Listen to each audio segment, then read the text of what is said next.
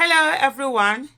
Nigerian court delays bail ruling for activist Olamide Thomas detained for alleged threats against Tinubu's son, Seyi.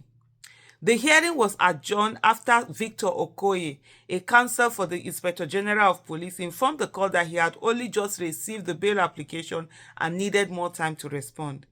The Federal High Court in Abuja on Monday postponed its decision on the bail application of Olamide Thomas, a female activist accused of threatening Seyi Tinubu on social media. The hearing was adjourned after Victor Okoye, counsel for the Inspector General of Police, informed the court that he had only just received the bail application and needed more time to respond. It's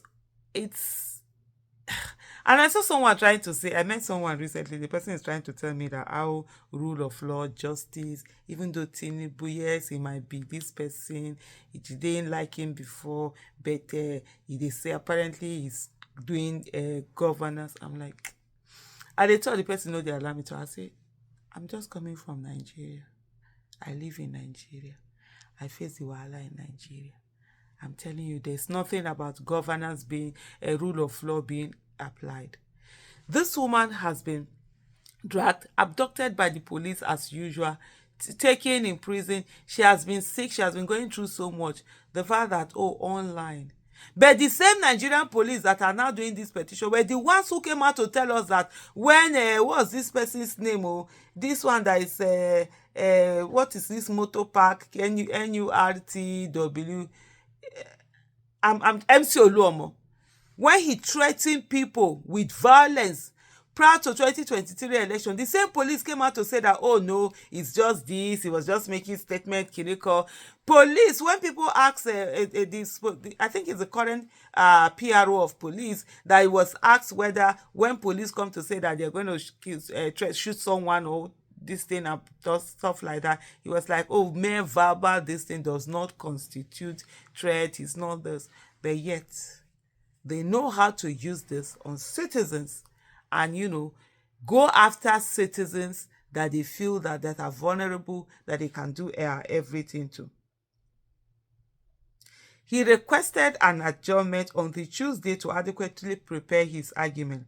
However, Seprep Bofa Oyege, representing Olamide, opposed the delay, highlighting that the court had previously said December 20 as the date for bail hearing following her arraignment. So within all of that time, this police representative is incompetently coming out to say that, oh, he has just gotten it. What was he doing that he did not get it? And the fact that the court allows all of this kind of things to continue to happen, it's really sad on behalf of the court, because the court needs to stand up and begin to do more for it to get the respect that it's supposed to have.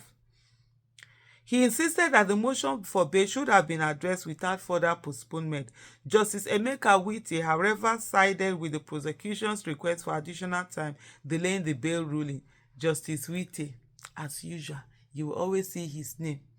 Olamide, a vocal End Bad Governance activist, was abducted from Lagos to Abuja and charged with cyber stalking and making threats against Seyi Tinubu in a series of social media posts. The News Agency of Nigeria reports that the defense ensured the bail application was filed and served on the police to the police on December 20th. However, the defense lawyer expressed surprise at Mr. Okoye's claim regarding the matter. Judge Wite confirmed from court records that the police had acknowledged receipt of the bail application.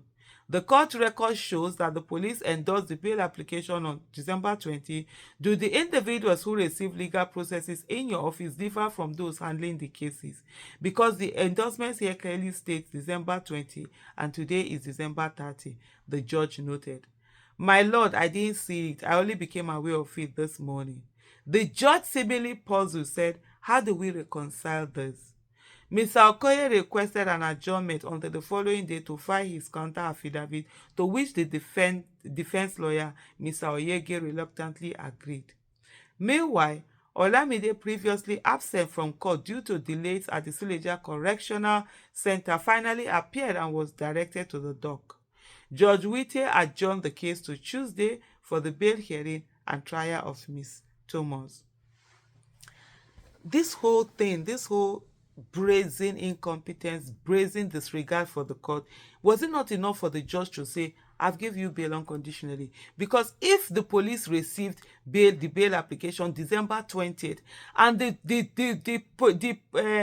the lawyer to the police, counsel to the police, is coming out on December 30th to tell you, before you a judge, that he didn't see what his organization received, that he was coming to come and stand before you for 10 days ago. I think that's an insult to you. The first of all, you the judge, to the court, to the judiciary, to the system, to the nation, and to the people of Nigeria. Because at the end of the day, it is our money, our taxes that are being wasted, our commonwealth that are being wasted. Come today, come tomorrow. It's an expense that the court is paying. And that was not enough for the judge to say, get out of here. I be judge. Hey, why I no read law? Yeah, man. Why I no read law? Why I no dey for that? You kwaka come meet my friend, they talk this nonsense. Next, oh yeah, they go home. If I don't even dismiss that case anyway, sure.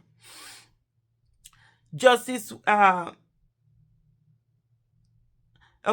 Whittier adjourned the case on to Tuesday for the bail hearing and trial of Mr. Thomas.